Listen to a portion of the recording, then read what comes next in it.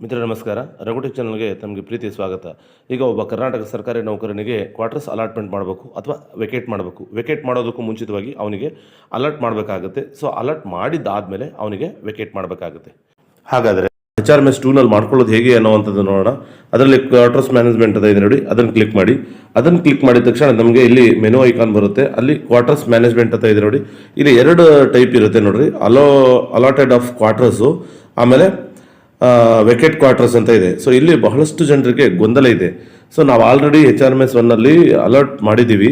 So ಇಲ್ಲಿ vacate ಮಾಡೋದಕ್ಕೆ ಅವಕಾಶ ಆಗ್ತಾ ಇಲ್ಲ, ಇಲ್ಲಿ ಏನು ಬರ್ತಾ ಇಲ್ಲ ಅನ್ನೋವಂಥ ಸಮಸ್ಯೆ ಇದೆ. HRMS 1ನಲ್ಲಿರುವಂಥದ್ದು HRMS 2ನಲ್ಲಿ ಕೆಲವು ಮಾಹಿತಿ ತಗೊಳ್ಳೋದಿಲ್ಲ ನೋಡಿ. ಇಲ್ಲಿ ನೀವೀಗ ನೇರವಾಗಿ ವೆಕೇಟ್ ಮಾಡೋದಕ್ಕೆ ಹೋಗ್ತೀರಾ, ಇಲ್ಲಿ ಇಂಬಾಕ್ಸಲ್ಲಿ ಯಾವುದೇ ರೀತಿ ಮಾಹಿತಿ ಇರೋದಿಲ್ಲ. ಸೊ ಯಾಕೆ HRMS 2 ಯಾವುದು ಎಲ್ಲ ಆಗಿದೆ, ಸೊ ಯಾವ ಕ್ವಾರ್ಟರ್ಸಲ್ಲಿದ್ದಾರೆ, ಅದು ಯಾವ ಸ್ಥಳ, ಎಲ್ಲವೂ ಕೂಡ ಇದಕ್ಕೆ ಗೊತ್ತಿಲ್ಲ. ಸೊ ಹಾಗಾಗಿ ನಾವೇನು ನೋಡಬೇಕು, ಮೊದಲು ಯಾವುದೇ ಒಂದು ಕ್ವಾರ್ಟರ್ಸನ್ನು ನಾವು ವೆಕೇಟ್ ಮಾಡೋದಾಗಿದ್ರೆ HRMS 2ನಲ್ಲಿ ಮೊದಲು ಅದನ್ನು ಅಲಾಟ್ ಮಾಡ್ಕೋಬೇಕು. ಯಾಕೆ ಅಂತ ಹೇಳಿದ್ರೆ ಈ ವ್ಯಕ್ತಿ ಅಥವಾ ಈ ಎಂಪ್ಲಾಯರ್ ಅವರು ಇಲ್ಲಿ ಅಲಾಟಲ್ಲಿ ಇದ್ದಾರಾ, ಅದು ಅವರಿಗೆ ಕ್ವಾರ್ಟರ್ಸ್ ಕೊಟ್ಟಿದ್ದೀವಾ ಅನ್ನೋ ಅಂಥದ್ದು ಈ HRMS 2 ಗೊತ್ತಿಲ್ಲ. ಹಾಗಾಗಿ ನಾವೇನು ಮಾಡಬೇಕು, ಮೊದಲು ಅವರಿಗೆ ಅಲಾಟ್ ಮಾಡ್ಕೋಬೇಕಾಗತ್ತೆ. ನೋಡೋಣ, ಕ್ವಾರ್ಟರ್ಸ್ ಮ್ಯಾನೇಜ್ಮೆಂಟ್, ಇಲ್ಲಿ ಅಲಾಟ್ಮೆಂಟ್ ಆಫ್ ಕ್ವಾರ್ಟರ್ಸ್ ಅಂತ ಇದೆ ನೋಡಿ. ಮೊದಲು ಅದನ್ನು ಮಾಡ್ಕೊಳ್ಳೋಣ. ಸೊ ಇಲ್ಲಿ ನೋಡಿ ಸರ್ಚ್ ಎಂಪ್ಲಾಯ್ ಇದೆ, ಅಥವಾ KZD ನಂಬರ್ ಹಾಕಿ ಸರ್ಚ್ ಮಾಡ್ಕೊಳ್ಳಿ. ಸರ್ಚ್ ಆಗುತ್ತೆ.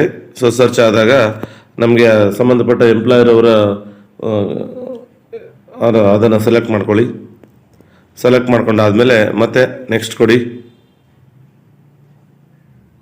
ಓಕೆ ಕೊಡಿ, ಎಸ್ ಕೊಡಿ. ಇಲ್ಲಿ ಆ್ಯಸ್ ಯೂಶುವಲಿ ನಾವು ಫೈಲನ್ನು ಮಾಡ್ತೀವಲ್ಲ, ಕ್ರಿಯೇಟ್ ಆದರೂ ಮಾಡ್ಕೊಳ್ಳಿ, ಅಥವಾ ಚೂಸ್ ಫ್ರಮ್ ಎಕ್ಸಿಸ್ಟಿಂಗ್ ಫೈಲ್ ಅಂತ ಇದೆ ನೋಡ್ರಿ, ಅದನ್ನಾದರೂ ಮಾಡ್ಕೊಳ್ಳಿ. ಯೂಶಲಿ ನಾವು FIEL ಅನ್ನು ಮಾಡ್ತೀವಲ್ಲ, ಸೊ ಅದೇ ರೀತಿಯಾಗಿ ಇಲ್ಲಿ ಫೈಲ್ ಆ್ಯಂಡ್ ರೆಫರೆನ್ಸ್ ಡಾಕ್ಯುಮೆಂಟನ್ನು ಮಾಡಿಕೊಂಡು ಮುಂದಕ್ಕೆ ಹೋಗಿ. ಸೊ ಇಲ್ಲಿನೂ ಕೂಡ ಸೇವ್ ಆನ್ ನೆಕ್ಸ್ಟ್ ಕೊಡಿ, ಓಕೆ ಕೊಡಿ. ಓಕೆ, ಎಂಪ್ಲಾಯ್ ಲಿಸ್ಟ್ ಬರುತ್ತೆ, ಇದು ಎಂಪ್ಲಾಯ್ ಡೀಟೇಲ್ಸ್ ಇಲ್ಲಿರುತ್ತೆ.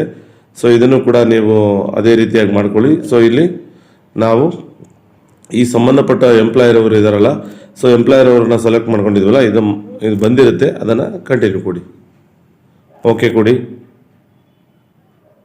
ಸೊ ಇಲ್ಲಿ ನಾವು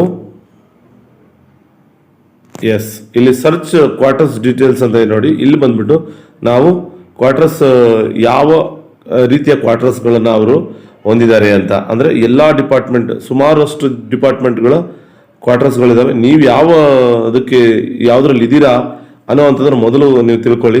ಫಾರೆಸ್ಟ್ ಇದೆ, ಆಮೇಲೆ ಅರ್ಬನ್ ಡೆವಲಪ್ಮೆಂಟ್ ಇದೆ, PW ಇದೆ, ಸೊ ಈ ಥರದ್ದಿದೆ. ಸೊ ಪಬ್ಲಿಕ್ ವರ್ಕ್ಸ್ ಡಿಪಾರ್ಟ್ಮೆಂಟ್ ಅಂತ ತಗೊಳ್ತೀನಿ. ಅದರಲ್ಲಿ ಬಂದ್ಬಿಟ್ಟು ಕೆಟಗರಿ ಕೇಳತ್ತೆ. ಸೊ PWDನ ಅಥವಾ ಮತ್ತೊಂದ, ಸೊ ಇದು ನಾನು PWD ಕ್ವಾರ್ಟರ್ಸನ್ನು ತಗೊಳ್ತೀನಿ. ತಗೊಂಡಾದ್ಮೇಲೆ ಮತ್ತೆ ಇಲ್ಲಿ ಕೆಳಗಡೆ ಸರ್ಚ್ ಲೊಕೇಶನ್ ಅಂತ ಕ್ಲಿಕ್ ಮಾಡಿದರೆ, ಅದ್ರ ಕೆಳಗಡೆ ಸರ್ಚ್ ಲೊಕೇಶನ್ ಅಂತ ಇತ್ತು ನೋಡಿ, ಬ್ಲೂ ಕಲರ್. ಅದರಲ್ಲಿ ನೀವು ಯಾವ ಲೊಕೇಶನ್ ಕೇಳುತ್ತದು, ಸೊ ನೀವು ಯಾವ ಲೊಕೇಶನಲ್ಲಿ ಇದ್ದೀರಾ ಅನ್ನೋ ಅಂಥದ್ದನ್ನು ನೀವು ಇದರಲ್ಲಿ ತಗೊಳ್ಳಿ. ತಗೊಂಡಾದ್ಮೇಲೆ ಕ್ವಾರ್ಟರ್ಸ್ ಟೈಪ್ ಅಂತ ಇದೆ, ಇದು ವೆರಿ ಇಂಪಾರ್ಟೆಂಟ್. ನೀವು ಮಾಡಬೇಕಾಗಿರುವಂತಹ ಮೇನ್ ಕೆಲಸ ಇಲ್ಲೇ ಆಗಿರುತ್ತೆ. ಸೊ ಇಲ್ಲಿ ನಾವೀಗ ರೆಂಟೆಡ್, ರೆಂಟ್ ಫ್ರೀ ಮತ್ತು ಡೆಸಿಗ್ನೇಟೆಡ್ ಅಂತ ಇದೆ. ಇವೇನು ವ್ಯತ್ಯಾಸ ಅನ್ನೋವಂಥದ್ದನ್ನು ಮೊದಲು ತಿಳ್ಕೊಳ್ಳಿ. ನೀವು ರೆಂಟೆಡ್ ಅಂತ ಹೇಳಿದ್ರೆ, ಈಗ ನಾವು ರೆಂಟೆಡ್ ಅಂತ ಸೆಲೆಕ್ಟ್ ಮಾಡ್ಕೊಳ್ತೀವಿ. ರೆಂಟೆಡ್ ಅಂತ ತಗೊಂಡ್ರೆ ನಾವು ನಮಗೆ HRMS ಅಲ್ಲಿ ಸ್ಯಾಲರಿ ಸ್ಲಿಪ್ಪಲ್ಲಿ ನಮಗೆ HRS ಸಿಗುತ್ತೆ, ಆದರೆ ನಾವು ರೆಂಟ್ ಪೇ ಮಾಡಬೇಕಾಗುತ್ತೆ ಅಂತ ಇದು ಅರ್ಥ ಮಾಡ್ಕೊಳ್ಳುತ್ತೆ. ಇದು ರೆಂಟೆಡ್ ಅಂದರೆ ಬಾಡಿಗೆಗಿದ್ದೀವಿ ನಾವು ಅಂತ, ಆ ಕ್ವಾರ್ಟರ್ಸಲ್ಲಿ ಬಾಡಿಗೆಗಿದ್ದೀವಿ ಅಂತ ನಾವು ತಿಳ್ಕೊಬೇಕಾಗತ್ತೆ. ಇದು ನಿಮಗೆ ಗೊತ್ತಿರಲಿ. ಸೊ ತದನಂತರದಲ್ಲಿ ರೆಂಟ್ ಫ್ರೀ ಅಂತ ನಾವು ತಗೊಂಡ್ರೆ, ನಾವು HRMS ಅಲ್ಲಿ ಇದರಲ್ಲಿ ಸ್ಯಾಲರಿ ಸ್ಲಿಪ್ಪಲ್ಲಿ ನಮಗೆ HRS ಸಿಗೋದಿಲ್ಲ, ಅಲ್ಲಿಗೆ ನಮಗೆ ರೆಂಟ್ ಫ್ರೀ ಆಗುತ್ತೆ. ಸೊ ನಾವು ಯಾವುದೇ ರೀತಿ ರೆಂಟ್ ಪೇ ಮಾಡೋಂಗಿಲ್ಲ, ಬರುವಂತಹ HRA ಅಲ್ಲೇ ಡಿಡಕ್ಷನ್ ಆಗುತ್ತೆ. ಇದು HRMS 2 ಅದನ್ನು ಅರ್ಥ ಮಾಡ್ಕೊಳ್ಳುತ್ತೆ, ರೆಂಟ್ ಫ್ರೀ ಅಂದರೆ. ಸೊ ಇವೆರಡರ ನಡುವೆ ಯೂಶಲಿ ನಾವು ಮಾಡೋವಂಥದ್ದು ಇವೆರಡೇ ಆಗಿರುತ್ತೆ. ಸೊ ಇನ್ನು ಡೆಸಿಗ್ನೇಟೆಡ್ ಅಂತ ಇದೆ ನೋಡ್ರಿ. ಡೆಸಿಗ್ನೇಟೆಡ್ ಅಂತ ಹೇಳಿದ್ರೆ IAS ಆಫೀಸರ್ಗಳಿಗೆ ಆಗಿರುತ್ತೆ. ಸೊ ಅದನ್ನು IAS ಆಫೀಸರ್ ಸಮಾನವಾಗಿರ್ತಕ್ಕಂಥ ಹುದ್ದೆಗೆ ಡೆಸಿಗ್ನೇಟೆಡ್ ಅಂತ ಇರುತ್ತೆ. ಸೊ ನಾವೀಗ ರೆಂಟೆಡ್ ಅಂತ ತಗೊಳ್ತಾ ಇದ್ದೀವಿ. ಅದರ ಕ್ವಾರ್ಟರ್ಸ್ ನಂಬರ್ ತಗೊಳ್ಳಿ, ಯಾವತ್ತಿಂದ ನೀವು ಆ ಒಂದು ಕ್ವಾರ್ಟರ್ಸಲ್ಲಿ ಇದ್ದೀರಾ ಅಂತ ತಗೊಳ್ಳಿದ್ದೀವಿ. 1/1/26 ಅಂತ ಹಾಕ್ತಾ ಇದ್ದೀನಿ ನಾನು. ಓಕೆ ಕೊಡಿ, ಸೇವ್ ಅಂಡ್ ನೆಕ್ಸ್ಟ್ ಕೊಡಿ. ಓಕೆ, ಮತ್ತೆ ಇನ್ನು ಸಬ್ಮಿಟ್ ಕೊಡಿ. ಸೊ ಇಲ್ಲಿಗೆ ಆಗಿದೆ. ಸೊ ಮತ್ತೆ ಇದನ್ನು ಓಕೆ ಕೊಟ್ಟು ಸಬ್ಮಿಟ್ ಮಾಡ್ತೀನಿ.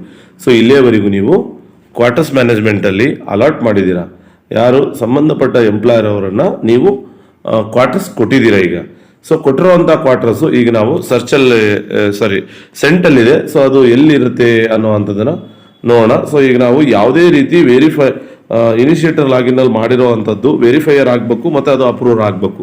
So any type of file, ಯಾವುದೇ ಫೈಲನ್ನು ನೀವು ಇನಿಷಿಯೇಟ್ ಮಾಡಿದರೆ ಅದನ್ನು ಎರಡೂ ಕಡೆ ನೀವು ಅಪ್ರೂವಲ್ ತಗೊಳ್ಳೇಬೇಕಾಗತ್ತೆ. ಒಂದು ವೆರಿಫೈ ತಗೋಬೇಕಾಗತ್ತೆ, ಇನ್ನೊಂದು ಅಪ್ರೂವಲ್ ಆಗಲೇಬೇಕಾಗತ್ತೆ. ಸೊ ಯಾವುದಾದ್ರೂ ಫೈಲ್ ಆಗಿರ್ಬೋದು. ಸೊ ನಾವೇನು ಮಾಡಿರ್ತೀವಿ, ಇನಿಷಿಯೇಟ್ ಮಾಡಿರ್ತೀವಿ, ಫೈಲ್ ಬರ್ತಾ ಇಲ್ಲ ಅಂತ ನೀವು ಅಂದ್ಕೊಳ್ತೀರಾ. ಸೊ ಇಲ್ಲಿ ಸ್ಟೇಟಸ್ಸು ಇನ್ ಪ್ರೋಗ್ರೆಸ್ ಅಂತಲೇ ಇದೆ. ಸೊ ಎಲ್ಲಿವರೆಗೂ ನೀವು ಅಪ್ರೂವ್ ಆಗೋದಿಲ್ವೋ ಅಲ್ಲಿವರೆಗೂ ಅದು ಪ್ರೋಸೆಸ್ಸಲ್ಲೇ ಇರುತ್ತೆ, ನಿಮಗೆ ಡಿಸ್ಪ್ಲೇ ಆಗೋದಿಲ್ಲ. ಸೊ ಈಗ ನಾವು ಮತ್ತೆ ಇದರಲ್ಲಿ ತಗೊಂಡಿರ್ತೀವಿ, ವೆರಿಫೈಯರಲ್ಲಿ ನಾವು ಅದನ್ನು ನೋಡೋಣ. ಸೊ ವೆರಿಫೈಯರ್ ಹಂತದಲ್ಲಿ ಇರುವಂಥದ್ದನ್ನು ಈಗ ನೋಡ್ಕೊಂಬರೋಣ ಬನ್ನಿ. ಸೊ ವೆರಿಫೈಯರ್ ಹಂತದಲ್ಲಿ ನಾವೀಗ ಅಕ್ಸೆಪ್ಟ್ ಕೊಡ್ತೀವಿ, ಓಕೆ ಕೊಡ್ತೀವಿ, ಎಸ್ ಕೊಡ್ತೀವಿ. ಸೊ ವೆರಿಫೈಯರ್ ಆಯಿತು.